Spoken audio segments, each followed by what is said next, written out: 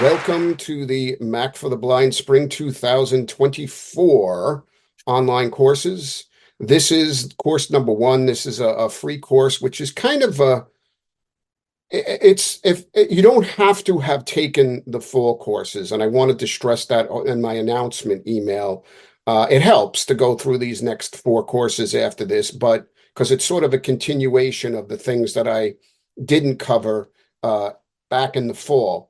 But this is going to be kind of a lecture more than me demonstrating anything to anybody at this point, because I want to deal with some myths, some misconceptions, some FUD, fear, uncertainty, and doubt that I've really seen prevailing in the blindness community, which I directly, personally, and again, let me just be upfront here. This is going to be a lot of my opinion.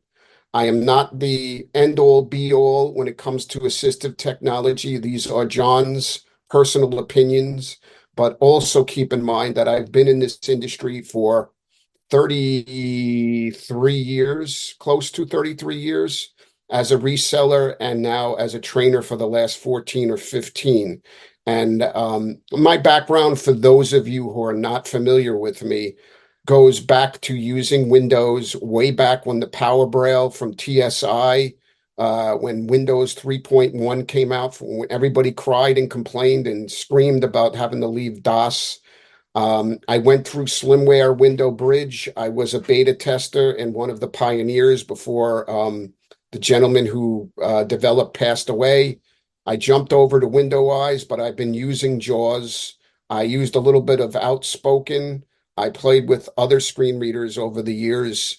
I still teach Windows. This is something that I think people don't understand, or maybe it's just not made clear to them. I have been teaching Windows for several years, even before I got involved with the Mac. I have several contracts in which I do teach Windows to clients. So my point about mentioning that is that my perspective and my opinions are not simply being pulled out of thin air. This comes from experience. This comes from having taught both Mac and Windows, and having been a Windows user since 1992 and being a Mac user full time since 2005, 2006. So I have a lot of knowledge and a lot of experience when it comes to this. So I'm not just speaking from hearsay or guessing. And again, it's opinion. So you take it for what it's worth. I am not the guru or, whatever when it comes to this stuff. This is just coming from what I've experienced over the years. And let me also say that I am not at all criticizing, abusing, degrading, whatever, any other company or screen reader. And, my philosophy as a blind user, and I know some people will openly or privately accuse me of being an Apple fanboy. I make no apologies for pushing Apple and for speaking highly of Apple's commitment to accessibility over the last nearly 20 years. But when the day is done, I am a blind assistive technology user. So I am open-minded, as much as some people may not think I am. Windows served me and still serves me in some ways over the years.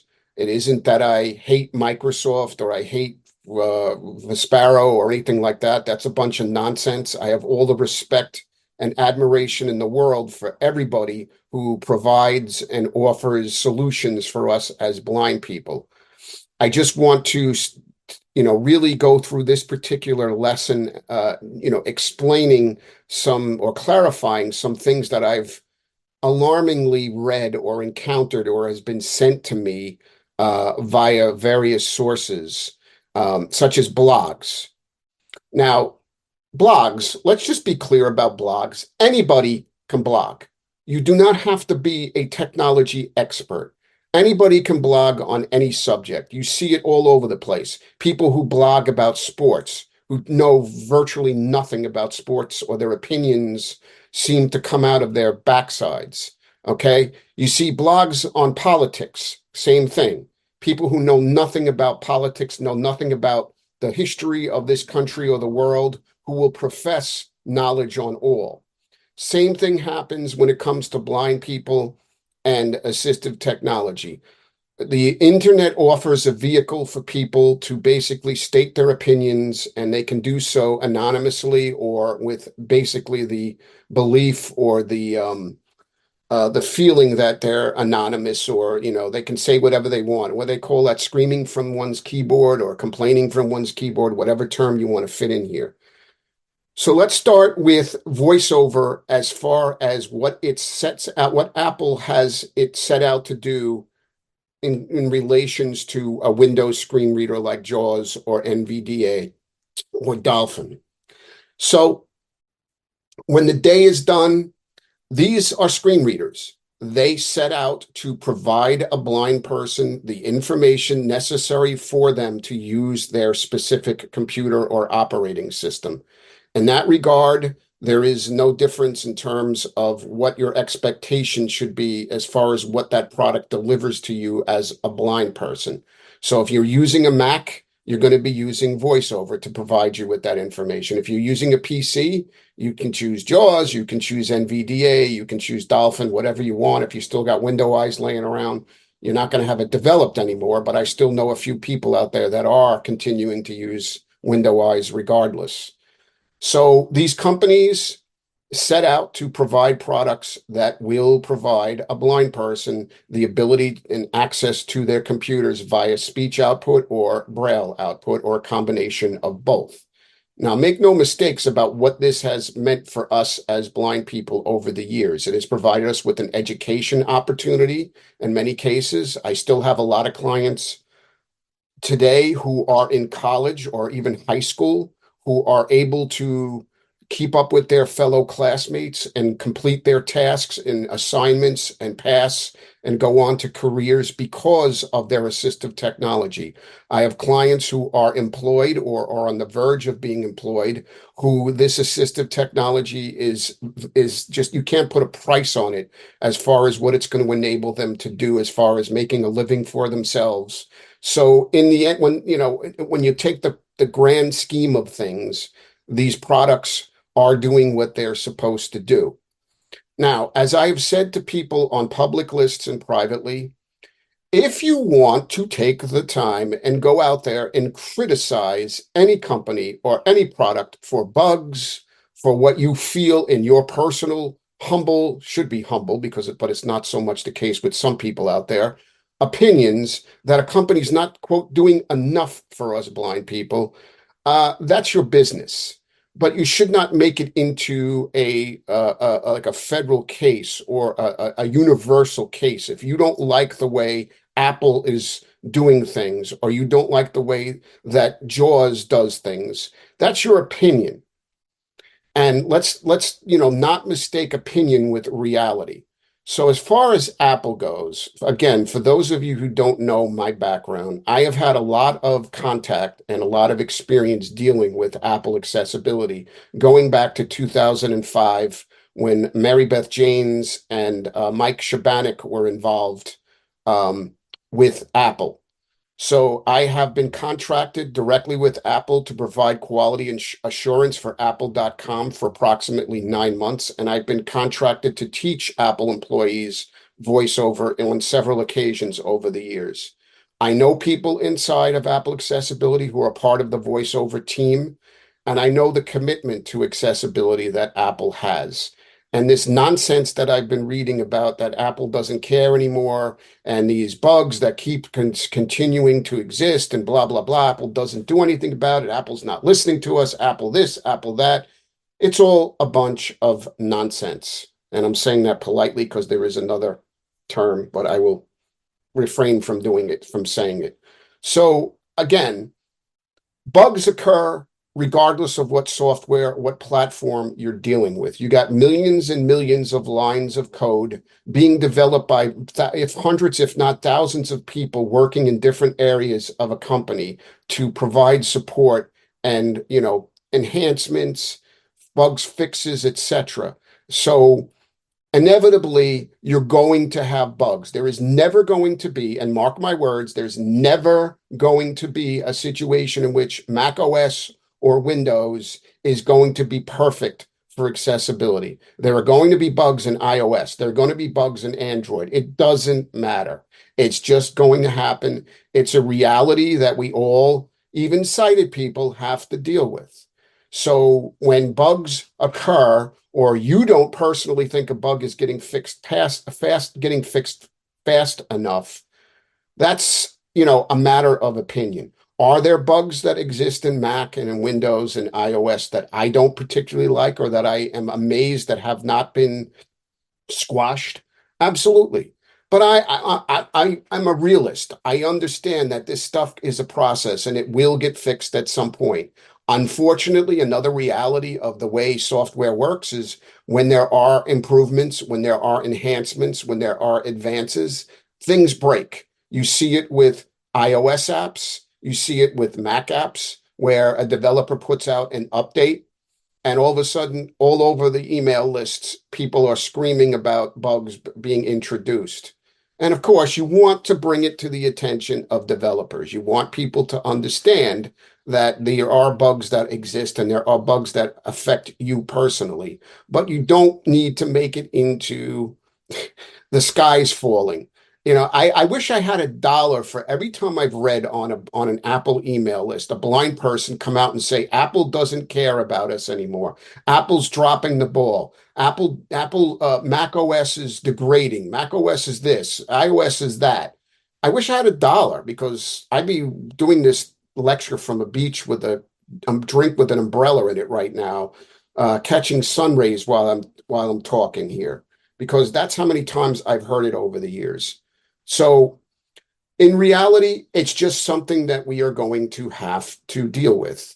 So when I read something about a few months ago, which I, was kind of amused by the fact of how many people felt it necessary to send me links to somebody's blog post about how Apple, Mac OS, I'm leaving the Mac, I'm going back to Windows because Apple, blah, blah, blah, Safari, blah, blah, blah. I just shake it off because, again, I could turn around and I could write a similarly vitriol article about Windows or about whatever. I can write about any car company. I can write about other stuff that I'm dealing with that has nothing to do with blindness technology. I could write an equally offensive blog post if I wanted to just set up my own blog for that case. So, it's the old, matter of perspective. If you are a beta tester and you are beta testing for Mac, if you're beta testing for iOS, if you're beta testing for Vispero, Freedom Scientific, you understand that you deal with bugs, you report those bugs, and not all of those bugs are ever cured through a product release, and it might be fixed the next major update. That's just the way the technology world works. So my point is with people is I'm not saying you have to take it laying down. I'm not saying that you shouldn't report it. I'm not saying that you shouldn't consult with one another on email lists, but there is professional and courteous ways that you can approach these things. And it just bothers me when I see people just basically acting out on their keyboards on public lists and saying things that they have no inside information about, or it's speculation and opinion only, and it has no basis in reality. And again, as I said, I have dealt enough with the Apple accessibility people over the years to be 100% convinced that they are dedicated to making a product that is beneficial and that works for us. And if they had their druthers, there would be no bugs. It's not like they sit around going, drinking coffee while people send in bug reports and go, oh, we'll get to that next week. Oh, I'm going to take a nap right now and maybe I'll take a look at that person's bug report. That's not how it works. They are aware of the bugs. They have an engineering team that does escalate things and prioritize things. And unfortunately, things don't always get fixed, maybe fast enough for our liking, but they do get fixed. And it's just patience and, being a realist. And maybe I have a different perspective because I've been in this industry for so long and I used to sell products and I used to have to deal with, bugs in products and people's complaints and all that stuff. But I can tell you, knowing a lot of these people inside Apple personally, It's just, it really does bother me when I see some of the nonsense that gets spewed on these lists as if Apple doesn't care anymore. Now,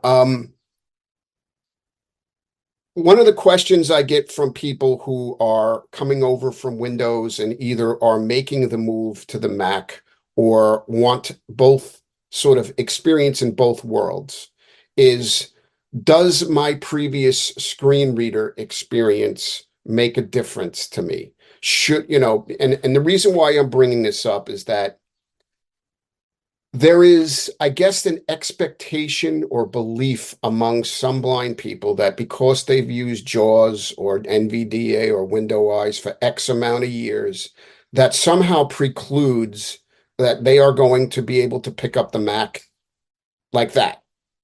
It does not work that way. Some people are technology gifted, I guess, or technology savvy, or I like to call them, technology whisperers.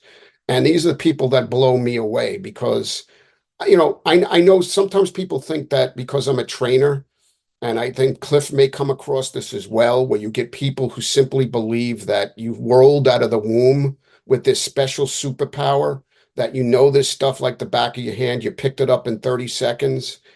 And that's not what happened. For me, learning Windows back in the day was an absolute struggle that I think psychologically still has left scars on me. Learning the Mac was not a picnic. It took me a long time to get, to become one with my Mac, I guess. I went kicking and screaming in a lot of ways doing things with my Mac before it happened. iOS, I can still remember getting my iPhone 3GS and the first week or two trying to learn it and saying to myself, what the heck am I doing? Why don't I go back to my Nokia with talks? Because this is ridiculous. It takes time and it takes effort. Yes, having previous screen reader experience does help in certain ways. Conceptually, yes. Understanding that there is some similarity, some reference points that are similar as far as, when I teach people Mac and I throw out, different things like, the toolbar, Finder is like File Explorer in Windows, or the dock and the toolbar, a taskbar in Windows. And I try to do sometimes with keyboard commands that have similarities, like insert T and doing VOFF2 for the identifying the window title on the Mac. So as an instructor or a trainer, I try to keep in mind if I'm working with a person who has Windows experience, that I can sort of dovetail things in for reference points to hopefully make either the transition or the learning experience, easier for that individual. But you got to remember something, and I say this all the time to my new clients. I don't care if you've used Windows for 5 years, 15 years, 20 years, 30 years. You're learning a new operating system, Mac OS, which is not at all like Windows 11, Windows 10, whatever. And you're learning a brand new screen reader, VoiceOver. It is different from JAWS or NVDA. It is not a bolt-on third-party screen reader that works on top of the operating system. This is a screen reader or screen access solution that is part of the operating system. It is developed and supported by Apple. When there are advances to Mac OS, sure enough, there's going to be additional advances to VoiceOver. There are no separate VoiceOver updates. There is no SMAs involved as a VoiceOver user. VoiceOver is available on every Mac, every iOS device out of the box. You can walk into an Apple store and you can fire up Mac OS on any Apple device. I do this all the time at the Smith Haven Mall Apple store and here up at the Galleria Mall in East Amherst.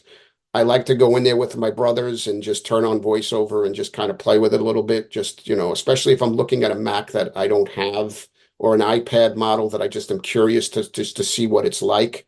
So that is a big advantage as far as like a user of Apple products, and also the carryover, the ecosystem. I hear people kind of scoff at the Apple ecosystem. Oh, you don't want to get caught up in the Apple ecosystem. That's bad. you're going to become a mindless robot or something like that. I'll tell you what, though, the Apple ecosystem offers so many advantages that you don't have as a Windows user. And I don't care if you use the iCloud app in Windows and you have the ability to sync your material, some of your material, your contacts and such over to Windows. It is not the same experience that you have, the same, seamless stuff that you get being an Apple user, where you can go from an iPhone to a Mac to an iPad and have all of your most important materials, such as like your contacts, your reminders, your calendars, even your files, so easily available to you on all of those products. And it is so much easier to teach somebody Mac and iOS back to back. I don't understand to this day why so many state agencies still give me clients where they're Windows users and they want me to teach them iOS, or they're iOS users and they want me to teach them Windows, when it's just so much easier for the client to be able to use the same company's operating system. VoiceOver may not be exactly alike on the iPhone or the Mac, but there is enough similarity, there is enough seamlessness to them that it's really easier to teach a user both of those operating systems in a matter of a few months of consistent training. Now, I will say this as a trainer. So again, I am not seeking to criticize or degrade anybody, but I will tell you, as an instructor who has done this for the last 15 years and has worked with hundreds and hundreds of clients, it is far easier for me to teach a person Mac and VoiceOver than it is to teach Windows and JAWS. It's just a simple fact. And I think that has to do with two reasons. Number one, Windows is such a pain in the neck. And Windows is, I don't care what Microsoft has done with the user account controls, et cetera, et cetera. Windows gets in the way of everything you do. Mac OS, yeah, do you get these prompts here and there, given permission to, let them Zoom have access to the microphone or the camera, et cetera. But that's very straightforward stuff. Windows, it seems when I go over to use Windows, I spend far more time dealing with Windows and fighting with Windows than actually getting the task done that I'm actually going over there to do.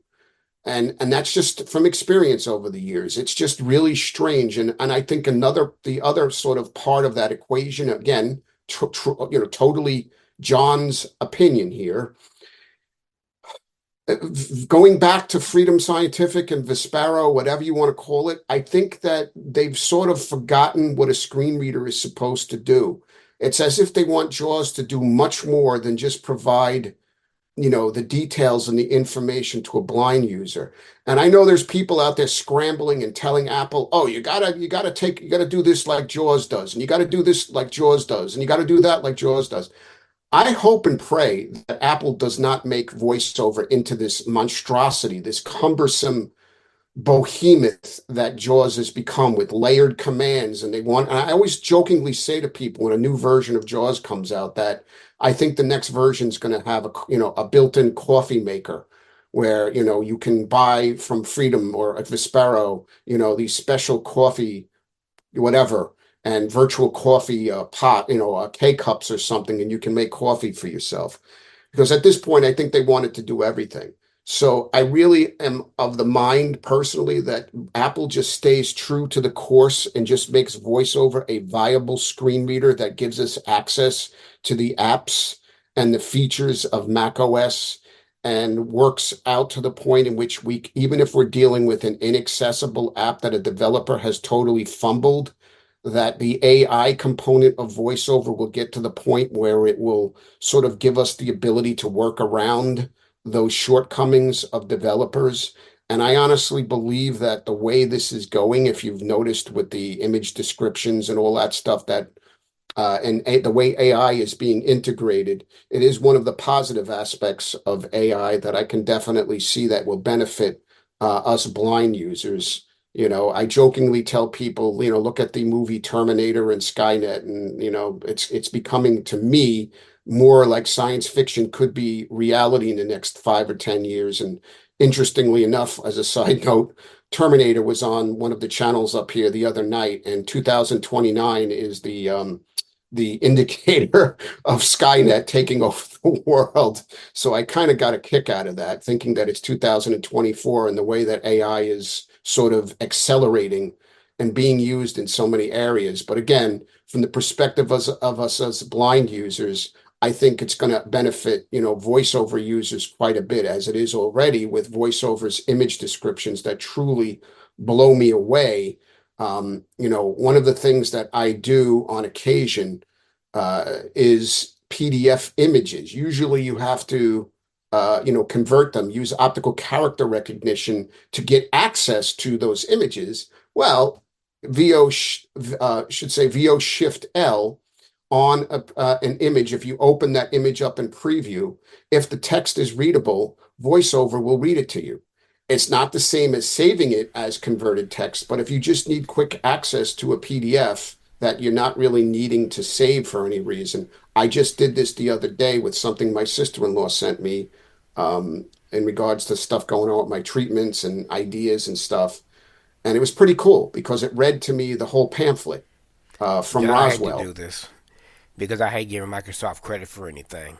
But because I use Office for Windows for work every day, well, 5 days a week, they do have this thing in the context menu now where you can either open it up in PDF with Adobe, or it will actually scan the text for you directly into a Word document so you can read it.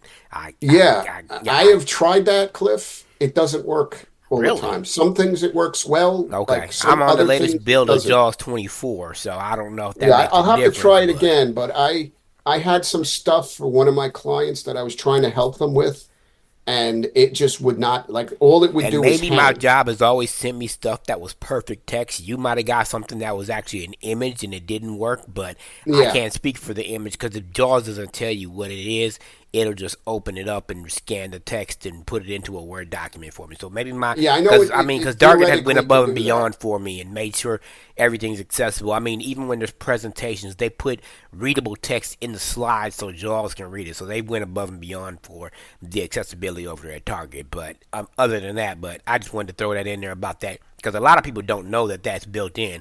That if you Yeah, there's the layered commands. You have OCR on demand, and if you hit the letter W, it'll convert into a Word document. Like it's worked for me with, for example, my manual for my Hammer keyboard. It did a great job of converting that into a Word document. But I've had other PDFs, like I just had this experience with a client a couple of weeks ago who was sending me these PDFs that they got for potential jobs. I could not get it to work. I had to actually OCR it on my Mac because I don't have OpenBook or Kurzweil 1000 on this PC with me. So I just used DocuScan and it converted it into a RTF document I saved and sent back to them. So again, I'm not trying to take anything away from, from Jaws. I just have not personally had the kind of success that I know some people have talked about. And it could be, as Cliff just said, the types of PDFs that I'm trying to do this with. But I really do like the image description stuff where I don't even have to do any conversion. I can just do VO Shift L and it will read me like it read me the Roswell pamphlet from top to bottom without me having to convert it into OCR, even using OCR to convert it into text, readable text. So that's really just the point that my point here is that AI is going to, I think, get to the point in which we really are going to benefit quite a bit. And I think this is also going to go into the realm of, um, you know, mobility as far as like us traveling on our own without the need for sighted assistance, where we can find, you know, let's say a store in a mall or the ladies' room or the men's room, without needing to ask somebody for help, going through an airport or going, wandering through a new neighborhood and having the ability to kind of know what's around you. And you're already starting to see this with some of the apps that are available for the iPhone. But I think it's just going to get better and better as time passes. And I think AI, one of the positive aspects of AI is going to be directly related to that. All right. So as we continue here, myths and misconceptions, I do want to address a couple of these things because this goes back and it still kind of triggers a very comical situation that I experienced years ago when I first started using a Mac. And my personal feelings, and maybe, and I don't think it's changed significantly, but I think back in the past, I think a lot of Windows vendors, people who were doing blindness stuff that directly related to Windows and even users were sort of panicked by the potential of what Apple was doing with VoiceOver. And you got these crazy myths. And I remember there was an article the AFB put up, which really surprised me as a professional organization, where this particular writer made claims about the Mac not having a spell checker and not being able to customize voiceover and all these crazy things that were in this article that were just truly unverifiable and were just lies, bold-faced lies. And I still hear some of these come up from people from time to time. And, and I just had this experience, and I don't want to get into too much detail. I'll just say it's a company that specializes in teaching people web accessibility. And I had a client that was told that she could only take the course using JAWS because VoiceOver does not do the web well, and blind people don't use Macs. That's basically what she was told in an email that was copied to me. And I just laugh because I've been accessibility testing for Mac and Windows and getting paid to do so for over a dozen years by a specific company that has me investigate reports of inaccessible websites. And I can tell you that you can do web accessibility testing just as effectively as you can do in Windows. And I don't know who started that absolutely idiotic belief, but it certainly gave me a laugh. But it also kind of reminded me of the fact that you still get people out there who want to tell people, the rest of the other blindness community users out there, that, oh, the Mac, you can't do the things that you can do in Windows and JAWS that you can do on the Mac. Realistically, unless, and I qualify with this, that there is still some companies out there that insist or engage in using proprietary software that is specific to Windows. And those instances, yes, you can make a case that you may not have the same access to that software because it's specifically designed for the Windows platform. And I have currently working with a client that is facing that situation, though we are skillfully finding some alternative Mac applications that he can use to work around the shortcomings of his company's choices. But realistically, Office is available on the Mac, and it's available, in an accessible format as of 2016 or whenever it was, the version that came out that Microsoft finally made it accessible. And to Microsoft's credit, the accessibility people, if you contact the accessibility hotline, they do have some Mac specialists that are extraordinarily uh, gifted, or whatever you want to call it, technology versed, and they really are very helpful. The documentation that Microsoft provides for the accessibility, knowledge base is really well done. Do I think Pages is still more accessible than Microsoft Word? Yes, I think there are aspects of Pages, but Word is certainly improved drastically. Um, Excel is, in fairness, I'm not an Excel user on the Mac. I haven't spent a lot of time. I use it in Windows. I don't like spreadsheets, and that's just personal. I use very basic spreadsheets. I've had to work with clients who use very advanced spreadsheets, but Numbers does the job, as far as I'm concerned, equally well as I've experienced with Excel on the Windows platform. I can't speak, as I said, strictly to how well Excel works as, on the Mac area, because I guess I just have not had enough clients really ask me that I've had to learn it and really play with it beyond just to code it, sort of a cursory look at it. And I don't know enough to really make I'm not going to say it's inaccessible I'm not going to say anything like that because I don't know.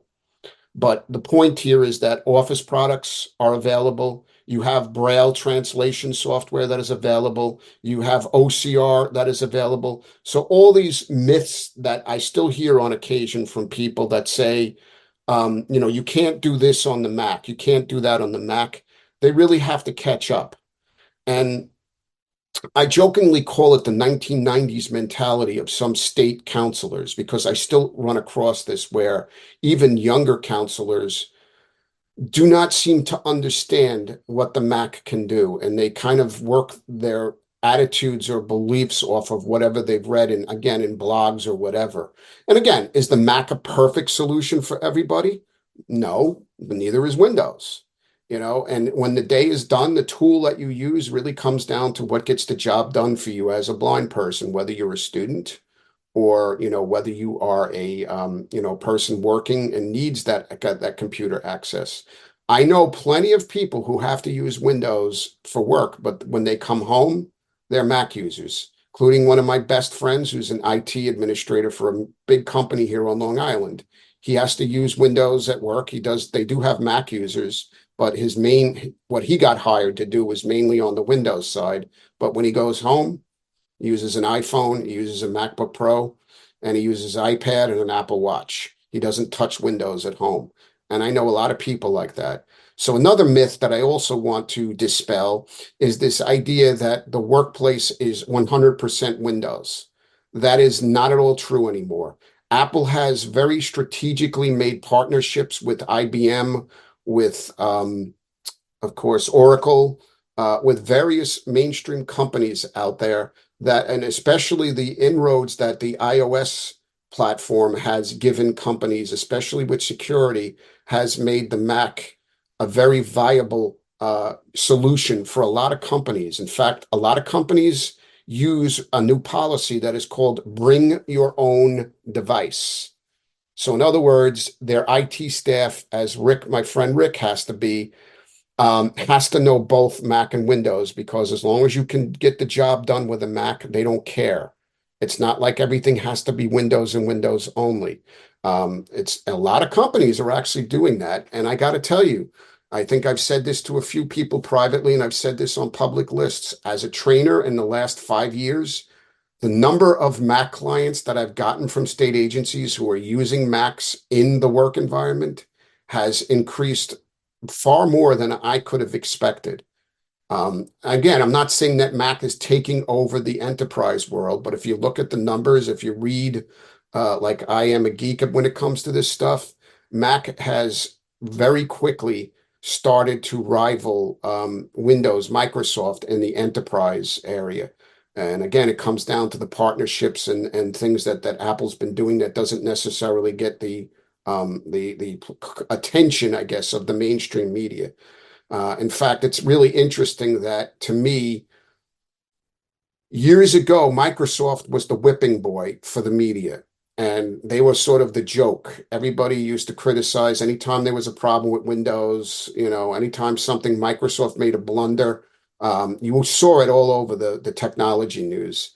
And it's really funny how now Apple has kind of become sort of the whipping boy in the sense that anytime there's a problem or there's a major issue that is totally blown out there by the media, it's always like a negative thing about Apple.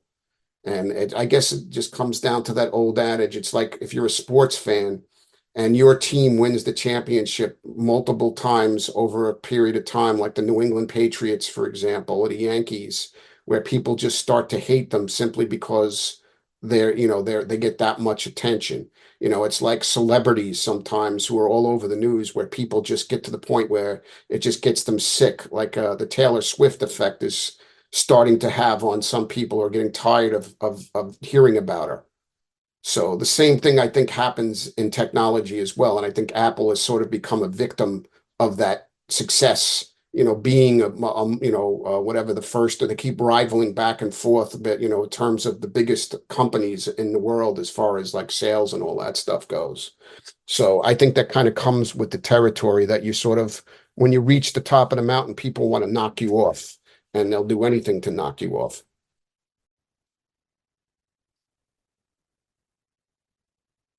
So Another myth that I want to address, which directly comes from a recent blog, one of the things that this individual is writing about in the blog was about Safari and that Safari's unusable and that,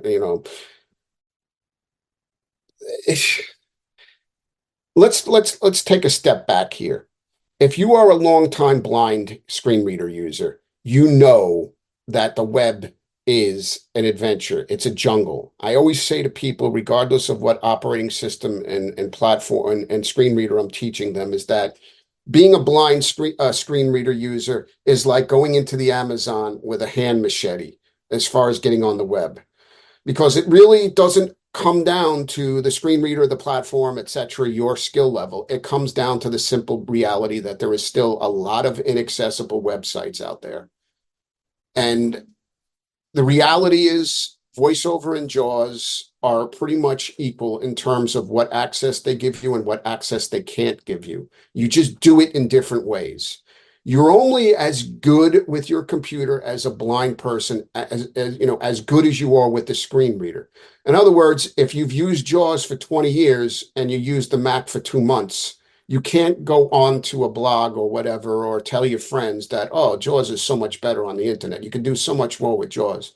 When you know how to use VoiceOver on the web and you know how to use Windows spots and you know how to do content browsing and you know how to use hotspots and stuff like that, you can get as much done with equal amount of time as you can in JAWS.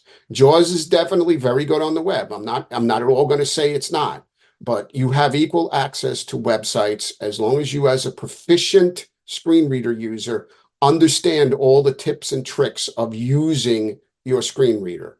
So in other words, if you don't take the time to learn VoiceOver on the Mac, you can't, and you know JAWS like the back of your hand, you can't make an educated, fair, and in good conscience make a comparison of the two using the web.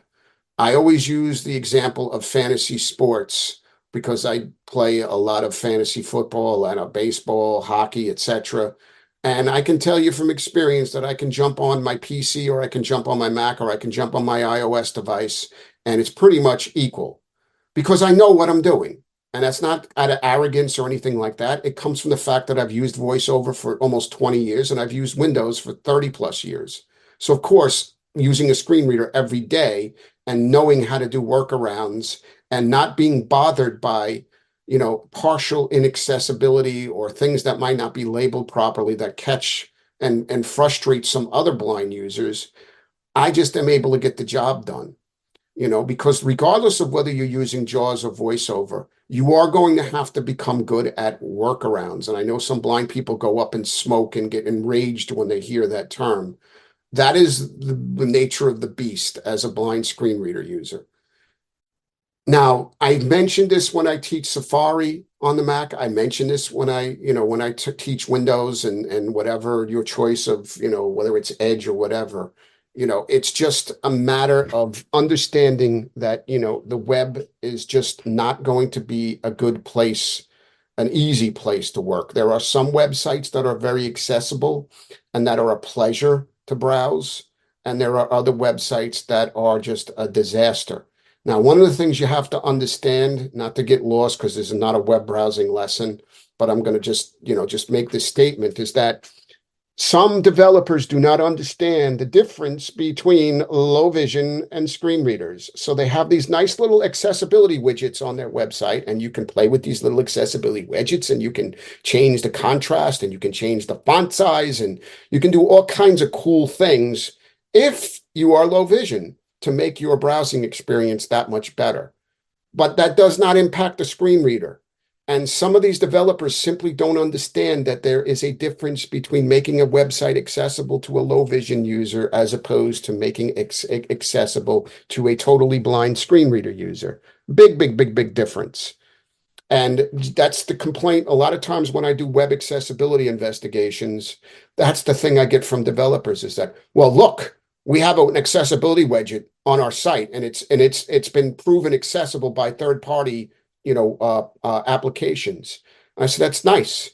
I'm not a low vision user. I'm a blind screen reader user. There is a big difference. Your site is not accessible to my screen reader.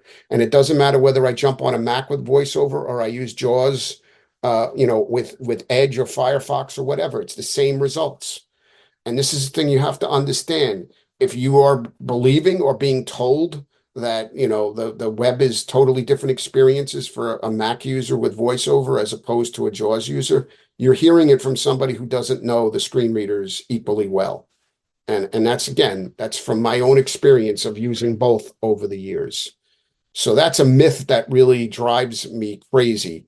As well. The other myth too, which I don't really hear as much as I used to, but I used to hear people say that, JAWS has got all, VoiceOver's got all these keyboard commands that are so involved. You got to do finger gymnastics and blah, blah, blah. And I used to laugh because what if you're using JAWS, you don't think there's keyboard commands that require gymnastics with your fingers? Seriously? I don't get where that myth came from, because if you know the JAWS commands, especially when you start getting into layered commands, you're pressing keyboard commands all over the place. And the thing about, with VoiceOver is if you do find that there are certain commands that you use regularly that are complex, take advantage of Numpad Commander, take advantage of Keyboard Commander, take advantage of Trackpad Commander. That will cut down quite a bit on your finger gymnastics. But again, remember what I said earlier about knowing your screen reader. If you know how to use your screen reader, you know the ins and outs of your screen reader, you're going to make your life a heck of a lot easier as a blind person trying to use your operating system. You start to learn how to use activities and hotspots, and all of a sudden you're finding yourself able to utilize various apps and situations that you probably wouldn't think of as a beginner. Knowing how to label items with VO slash, if you have sighted assistance, little things like this make the screen reader use just as equal as you can do in JAWS when you can label, items with JAWS as well. So you have equal capabilities on both situations, both platforms. And again, this is something that I just don't understand why it gets lost or why it's overlooked by some people. So how to get the most out of VoiceOver? It's pretty much the same. I've kind of touched on everything here and there, but it's the same lecture that I'm going to get that I would give a JAWS screen reader user, and as time would pass. Become familiar with the help system. Read the documentation. One thing that Freedom Scientific slash Vispero does really well in JAWS is they have a lot of online, I should say built-in or downloadable resources, training modules and stuff. You can get the same thing from the VoiceOver help system, from the VoiceOver user guide. You got to know your keyboard commands. You got to start memorizing keyboard commands. What I always encourage people in the beginning, because it serves two purposes, is I, kind of mention either the Notes app or text edit. Start to compile your own cheat sheet. Make a cheat sheet that has, first a primary list of just the most important keyboard commands. But what you want to do over time is to start organizing them or categorizing them in a way that will help you look them up quickly should you need to do so. And the two purposes this serves is, number one, it concretizes the keyboard commands because you're writing them down and using them. And number two, you use your VoiceOver skills for document management and editing at the same time. So it sort of takes, it's two birds with one stone, so to speak. So that's one of the reasons why I always encourage my users, regardless of screen reader and platform, to take the initiative to, create your own, cheat sheets. And be patient and persistent, and don't expect overnight success. It doesn't matter what you're learning, iOS, Mac, Windows, it doesn't come overnight. And again, going back to my original thing about being an experienced Windows screen reader user, it does not imply, infer, or insinuate that you're going to be a master Mac VoiceOver user overnight or in a couple of weeks or a couple of months. As my dad used to say, the more time you put into something, the more you're going to get out of it. I always get a kick, and I've told this story to some of my clients, or not story, but I've told this situation. I've relayed this situation to many of my clients. I can't tell you the number of clients that I've worked with over the years where I'll do a review at the beginning of a lesson, and one of my first questions I'll ask them is, "Did you go over or did you practice what we covered last week?" And they will say something like this to me. "Oh yeah, I knew we were going to be working together, so I took about 20 minutes before you called to go over it." And my response to them is, "Well, what about the last 7 days? What have you been doing?" If you're not going to put the time and effort into learning this stuff, you can't bitch to the world that that it's too hard or that it doesn't do what you need it to do. Because if you're not practicing and you're not putting the time in, you're not going to get good at it. You're not going to memorize stuff. You're not going to create what I like to call sense memory or mechanical memory, where you just start to know. You just don't even have to think about it. I remember when I first learned to use VoiceOver in the Mac, and I typed up these on a Braille writer, a Perkins Brailler. I had about a dozen pages of keyboard commands and notes that I took over time when I was first learning VoiceOver. And I used to have this stack of sheets on my desk, and I was constantly going through them and stopping when I was doing things on the Mac and reviewing. And what happened was over a period of time, I started looking at those sheets less and less, and they eventually got pushed off to the side. And what happened was years later, I was cleaning out my office and renovating, and I found this sheath of Braille paper pages and a rubber band on one of my shelves covered with some other stuff. And I picked them up and I was like holding them going, "What the heck is this stuff?" And I started to read it and I burst out laughing because of how elementary my notes and how specific my keyboard command notes were that are just second nature to me that I teach people so many times a week. And it kind of really put it into perspective to me that, again, like my dad used to say, the more time you put into something, the more you're going to get out of it. And it's again, what I said, I didn't roll out of the womb knowing this stuff. It took time and it took effort. But anybody who's on this call, if you want to be a proficient Mac user, if you want to be a proficient at any kind of assistive technology, you get back what you put into it. Some people have a harder time than others. That's another thing I always try to explain to people. Not everybody takes to this like a duck to water. Some people are very lucky. Some people have a very good knack of technology. They don't need to spend, as much time practicing and hearing and lecturing and listening to something to understand or to sort of come to terms with how to use features. It's like using the VoiceOver utility, teaching people system settings or teaching people how to edit documents on the Mac. You know, uh, some people pick it up so quickly. Other people, it's a struggle. It's when I teach the rotor concept on iOS. Some people pick that up so fast. Like I have one client right now that I was totally floored because I just went over it once and I'm listening to them. They have me on speakerphone and I'm listening to them do the rotor and they're reading the word by word and character by character and they're going over to mail and they're going down the action menu. And I'm just shaking my head going, holy cow, most of my clients, this takes a lesson or two before they start getting, comfortable with using the rotor and understanding how the rotor is used. So you as the individual, it's up to you. Me as a trainer, what I always try to emphasize to people that ask me about training people and, if they're interested in becoming trainers and teachers, the thing I try to emphasize is it's not about you as the trainer. You have to learn from the client. You have to understand what their technical capabilities are, how fast they pick up the stuff, what's the best approach to teaching them. Some people are lecture learners. I can just spend the hour lecturing. They either take notes or they just listen and then they go do it on their own. Other users are hands-on. They want to do stuff while you're teaching them that. And you as the trainer have to adjust to that. And you as the learner, the student or whatever you want to call it, whether you're taking formal lessons from somebody or you're not, you're doing it on your own. You have to understand what's best for your learning curve. How do you approach learning this stuff?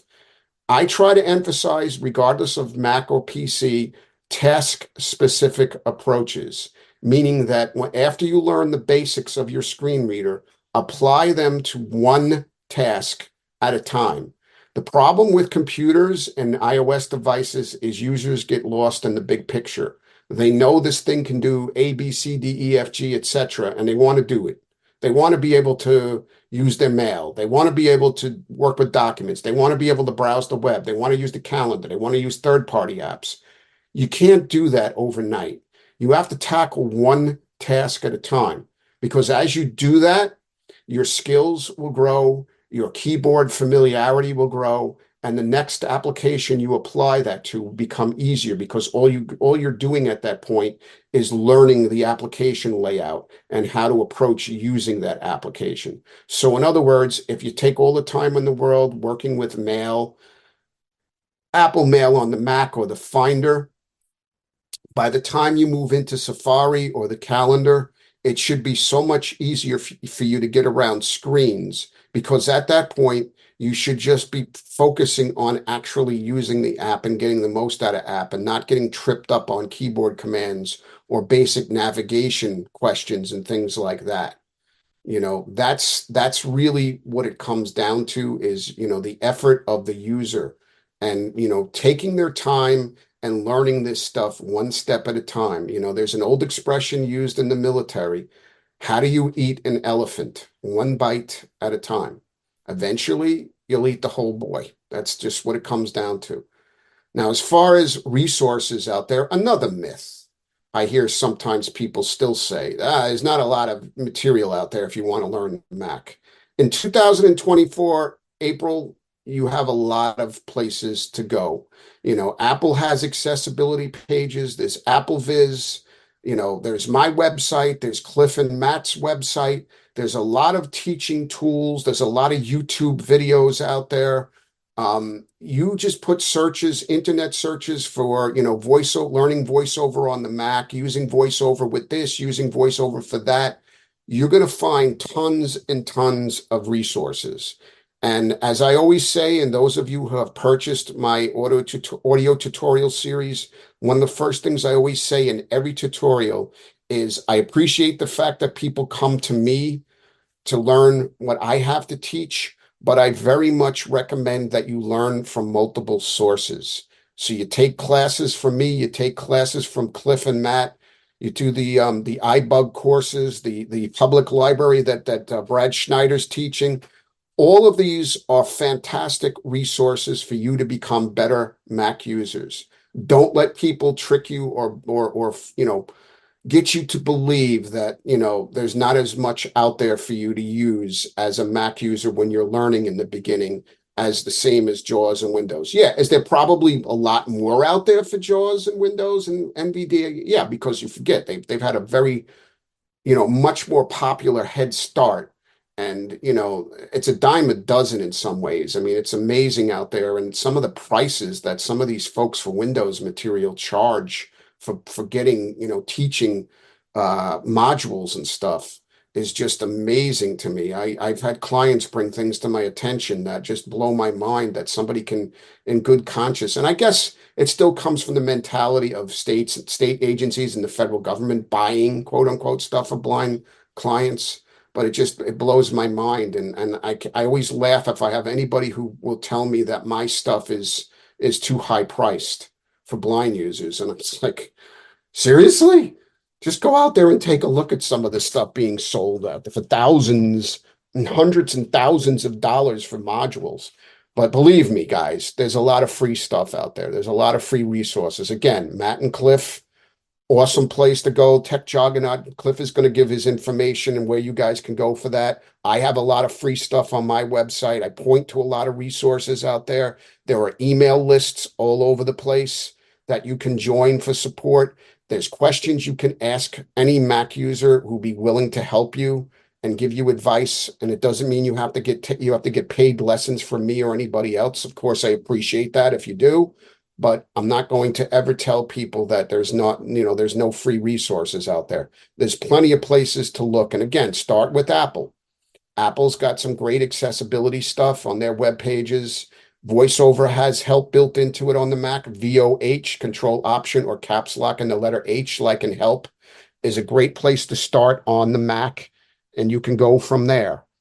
And so you're never alone. You're never like hung out to dry out there. And just don't allow yourself to buy into the FUD, the fear, uncertainty, and doubt that is often projected by some people out there. And I still think it does come, and again, John's opinion, emphasize that, John's opinion.